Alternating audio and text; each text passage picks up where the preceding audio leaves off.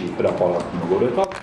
պարզվեց 17 դրամ, իսկ 17 դրամը դա քանի, մոտավորապես 30%, ևս 30%, այսինքն մոդելը, որ դրված է այս համակարգում, մի ուղղությամբ է աշխատում, միայն գնի բարձրացման, ինքնարժեք, ծախսերի խնայողություն եւ այլն նման բան չկա, ընդ որում եթե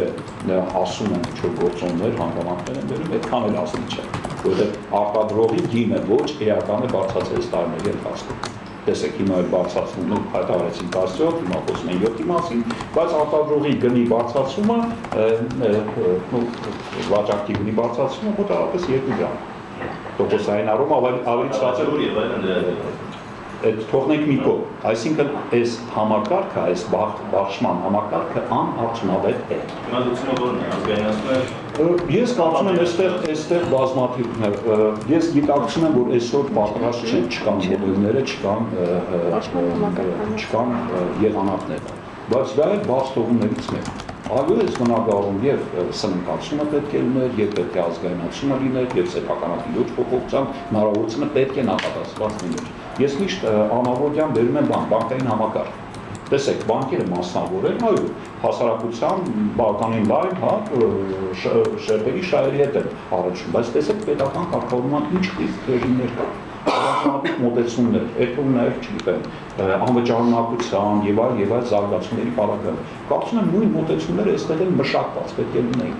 Եվ այսօր ես կարծում եմ ուղղակի իշխանությունները, քանի որ դա իշխանության ակնհայտ բաստողում է։ Ну ես ասում եմ դա անարդյունավետ կառավարման, որի ձեռքին մենք պարապում ենք արդեն վաղուց եւ դրսևորումից մեկն է։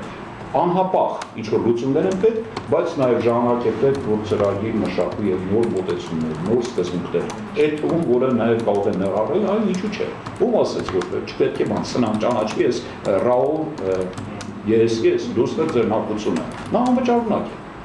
Բայց իհարկե անվճարունակությունը երբեք այս համակարգի գործունեությունը չպետք է խոչընդոտի, սա ֆինանսական։ Իհարկե պետք է բերի, բայց խոսքը սեփականատիրոջ սննկացման մասին է, սեփականության իրավունքի փոփոխության մասին է։ Ես ասում եմ, նույն անալոգիա բերեք բանկային համակարգ։ Բանկերում եւս համակարգը այնպես է դրված, որ